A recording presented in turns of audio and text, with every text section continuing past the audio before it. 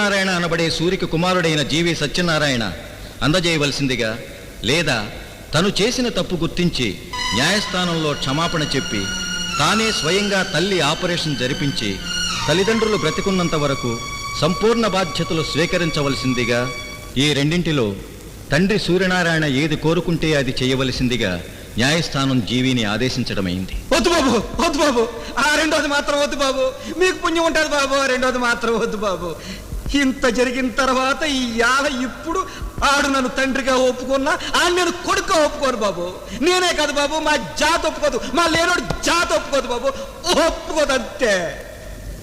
రిచ్చ తొక్కుకునేవాడు కానీ, కూలి పని చేసుకునేవాడు కానీ, కప్పులు కడుక్కునేవాడు కానీ, చెప్పులు కుట్టుకునేవాడు కానీ, వాళ్ళ కడుపులు కట్టుకుని కాన్వెంట్ దగ్గర నుంచి కాలేజీ దాకా బిడ్డలు దేనికి బాబు చదివించడం? వాళ్ళు మా కొడుకులు కాదని చెప్పించుకోవడానిక, వాళ్ళు మాకు పుట్టలేదని చెప్పించుకోవడానిక, వాళ్ళు ఎవడెవడికో పుట్టాడని చెప్పించుకోవడానికి